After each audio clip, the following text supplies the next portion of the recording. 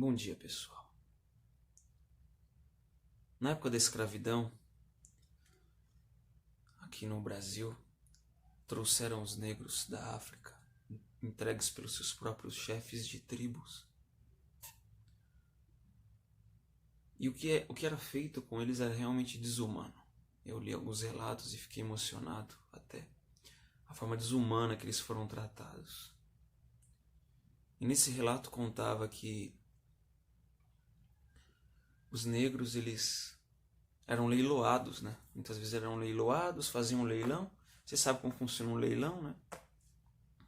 E ali os senhores de escravos estavam ali para comprar ali aqueles escravos ali presentes. Então o que acontecia? Os escravos, eles passavam, tinham que tomar um banho, porque eles estavam muito abalados com a viagem, alguns até já vinham doentes. As condições precárias, né?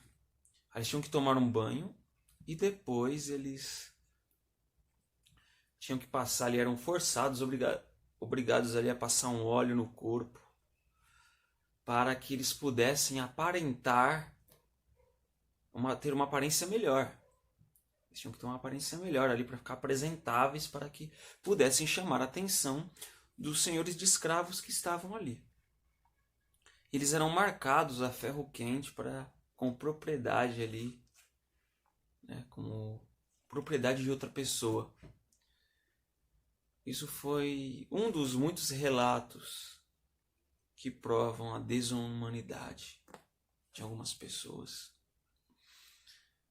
Mas quando eu li essa história, eu também estava pensando no verso de Romanos, capítulo 5, versos 20 e 21. Sobreveio a lei para que avultasse a ofensa, mas onde abundou o pecado, superabundou a graça.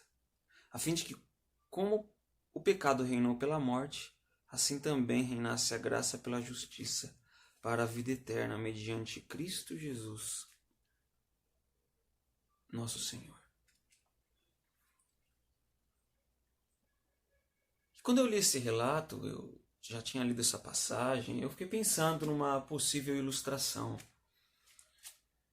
Eu fico imaginando assim, vamos dizer que naquela época de leilão, os escravos sendo leiloados ali, normalmente como acontecia, e ali um senhor rico, que era contra a escravidão, um senhor bondoso, que era raro, decide comprar, era muito rico, ele decide comprar os escravos para libertá-los daquilo. Ele vai até aquele local e começa a participar daquele leilão. Ele estava com uma imensa e tremenda vontade de salvar aqueles escravos que estavam ali. Ele não, quem dá mais, quem dá mais? Aí vamos dizer ali, no primeiro escravo, a maior oferta é equivalente a 100 mil reais. A gente sabe que naquela época não era assim contado. Mas vamos dizer que a oferta oferecida ali era equivalente a 100 mil reais. E aí aquele senhor bondoso pensa, fala 100 mil reais. E ele lança logo em seguida uma oferta por cima daquela. 1 bilhão de reais. Opa! Nossa! O que é isso? Mas é muito alto, né? Precisava ser tão alto assim o valor? 1 bilhão de reais, sendo que o valor ali que foi apresentado como maior era 100 mil reais. E assim ele foi comprando escravo após escravo com esse mesmo valor. É isso que me veio à mente quando eu leio esse verso, sabe? Aí de repente esse senhor vira para os seus escravos e fala, olha, é o seguinte, vocês estão libertos. Mas vocês decidem. Eu tenho um lar, eu tenho uma casa para vocês, onde vocês serão bem tratados. Serão tratados como membros da minha família. Eu vou cuidar de vocês. Eu vou dar uma dignidade a vocês. Vocês não estavam tendo. Mas vocês são livres para me acompanhar ou não.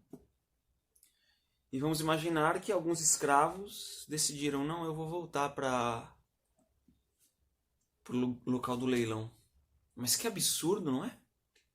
Que absurdo seria se um escravo tomasse essa decisão, você não acha? Os escravos que acompanharam aquele senhor viveram felizes, tiveram dignidade, foram bem cuidados. Trabalharam, mas trabalharam dignamente. Enquanto aqueles outros escravos voltaram para o leilão e permaneceram escravos, maltratados, vítimas da indignidade humana. Lembre-se que é só uma ilustração, essa história, para que a gente possa refletir o que Jesus fez por nós. Quando Adão e Eva foram enganados, o pecado se espalhou pelo mundo como uma maldição. A morte se espalhou, né? E com uma doença genética foi passando de pessoa para pessoa. Ninguém está livre dessa doença genética. Até um bebê, ele já nasce em pecado, mesmo sem ter feito nenhum ato transgredindo a lei de Deus. E você pensa nessa história e fica emocionado porque Satanás, quem pecar vai morrer, certo? Então Satanás reclamou o mundo como dele. Assim como aqueles escravos negros eram marcados com ferro quente, nós fomos marcados com algo pior ainda, que é a morte. Mas Deus já tinha um plano. Já tinha um plano para isso. E Jesus morreu por nós, mas ele morreu para nos dar a vida eterna. O que é mais fácil? Você condenar alguém que fez um crime ou deu alguma mancada com você? Ou você morrer por aquela pessoa? É muito mais fácil você condenar. É muito mais fácil você condenar à morte um criminoso do que morrer no lugar desse criminoso. Foi aí que Jesus ultrapassou e muito o pecado. Assim como aquele senhor da nossa história. Ele ofereceu R$1 bilhão por um escravo que aos olhos daquelas pessoas ali valia 100 mil. Jesus ofereceu o seu sangue para quem merecia a sua morte. Olha a tamanha diferença. Uma diferença gigantesca. Uma diferença absurda. Mas quem peca é escravo do pecado, certo? Mas Deus quer libertar a mim e a você. Ele oferece essa liberdade para você, mas você escolhe. Ele tira você e fala, olha, eu morri por você, mas você não é obrigado a me amar. Ele tinha todos os direitos de dizer, olha, eu morri por você, agora você é meu, você não tem livre-arbítrio. Jesus, ele tinha toda a moral possível para fazer isso. Mas ele falou, você é livre. Você é livre para me aceitar ou não. Você é livre para voltar, para permanecer no pecado ou ser transformado por mim. Qual é a sua escolha? Por vezes, nós escolhemos voltar para o pecado. E é um absurdo. Assim como você achou um absurdo quando eu disse, na nossa história, que o escravo, ao invés de preferir ir para o Senhor, ir com o Senhor lá, bondoso, para a casa dele, viver como membro da família, uma vida confortável, uma vida digna, um trabalho digno. Você não achou um absurdo isso aí? Um absurdo ainda muito maior é você saber que aquilo é pecado. Que Jesus morreu por você e te oferece uma vida eterna. Mas você permanecer no pecado, mesmo sabendo que aquilo é pecado. Você volta para a escravidão do pecado e vira as costas para a liberdade que Deus tem para você.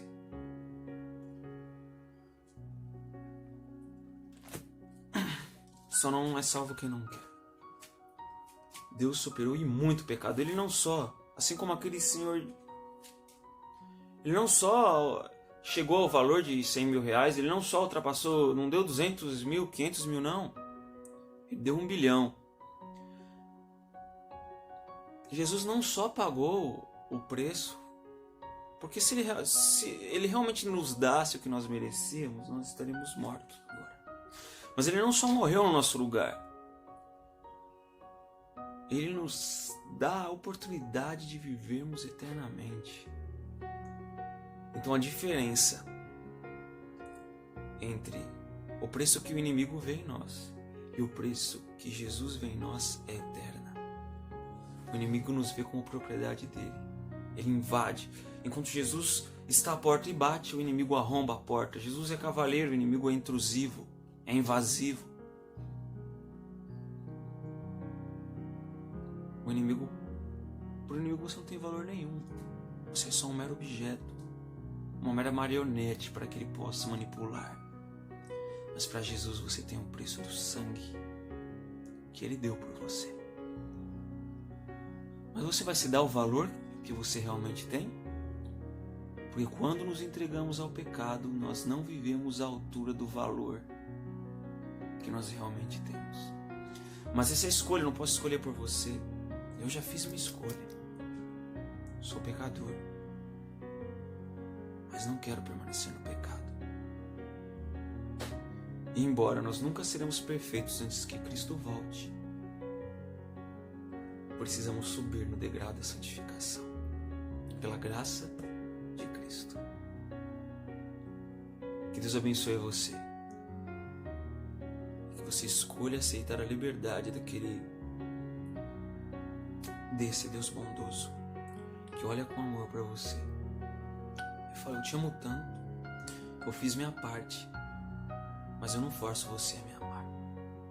Você me ama se você quiser. Tem tanta gente que porque faz as coisas pelos outros acha que é obrigado a pessoa retribuir. Olha o que Deus fez por mim e por você. Mesmo sabendo que muitos o rejeitariam. O amor é liberdade. O amor é livre arbítrio. Você escolhe. Deus abençoe você. Inscreva-se no canal. Deixe o seu like. Compartilhe com os amigos.